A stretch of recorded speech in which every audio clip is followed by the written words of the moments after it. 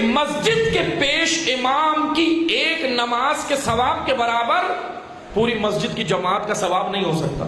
ہو سکتا ہے؟ نہیں ہو سکتا، کیونکہ اس کا ثواب زیادہ ہے، کیونکہ اس کے کاندھوں پہ آپ کی نمازوں کی بھی ذمہ داری ہے.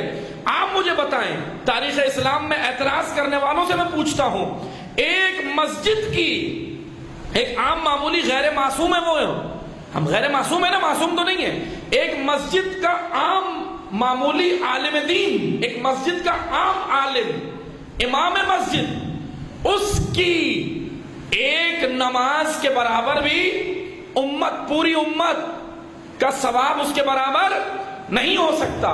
یہ بات سمجھ آ گئی؟ یہ سب کے سمجھ آئی.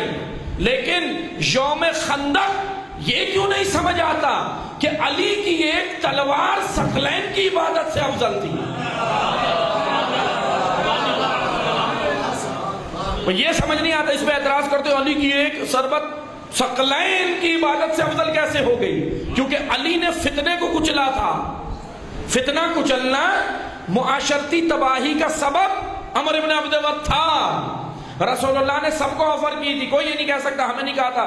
رسول اللہ نے بولا تھا کہ جاؤ، لیکن جاتے کیسے؟ بعض نے اٹھ کر کہہ دیا تھا کہ میں نے دیکھا اس نے اونٹنی کا بچہ اٹھا کے لشکر میں مار دیا تھا. اب جو اٹھ رہے تھے ان کی بھی ٹانگیں کانپنے لگی، کیسے جائیں؟ مشکل ہی ہو گئی. اس لیے اللہ کے رسول نے کہا جاؤ. علی اٹھے، رسول اللہ نے بٹھا دیا، پھر اٹھے بٹھا دیا، پھر اٹھے بٹھا دیا.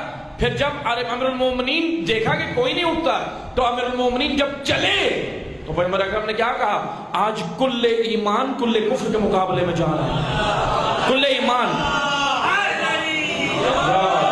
تو جملے سنیے گا، آج دنیا کی تمام غلاظتیں سمٹ کر وجود عمر ابن عبد ود میں اور دنیا کی طہارت و عبادت پاکیزیاں سمٹ کر وجود علی میں آ گئی.